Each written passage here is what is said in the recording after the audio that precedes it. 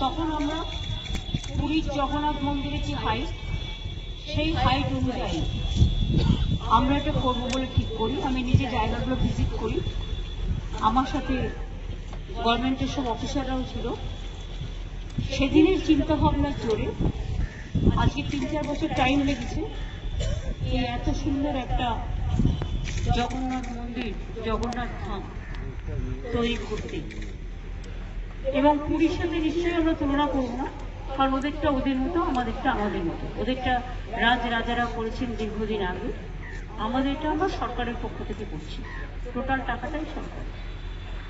জায়গাটা অনেক বেশি আছে, এখানে প্রায় 20 একর জমি আছে, ভোগঘর আলাদা আছে, স্টোর রুম আলাদা আছে, গেস্ট রুম আলাদা আছে,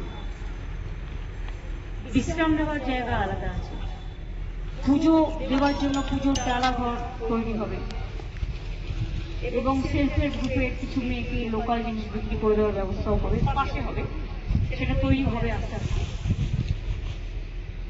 আমরা এখনো পর্যন্ত প্রায় 250 কোটি টাকা খরচা করেছি, আরো হয়তো কিছু খরচা করতে হবে, কারণ মাসির বাড়ির ওদিকটাও আমাদের আরেকটু ডেভেলপ করতে হবে, ঘাটটাও ডেভেলপ করতে হবে।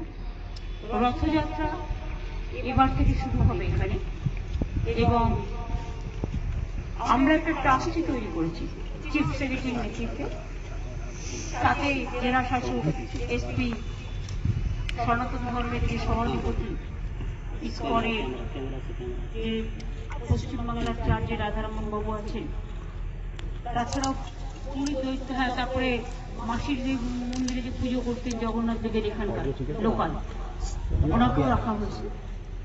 এবং ঠিক হয়েছে যে ওনারা 4 জন দেবেন লোকাল, সনাতন ধর্মের লোকেরাও কিছু ডালার দোকান করবে, প্লাস আরো হবে। পুরীতে যেমন খাজা পাওয়া যায়, এখানে বাংলার যে বিশিষ্টতা, গজা, ক্ষীরের গজা, গুজিয়া, কালীঘাটের প্যাড়ার মতো প্যাড়া, এইসবগুলো বিক্রি হয়।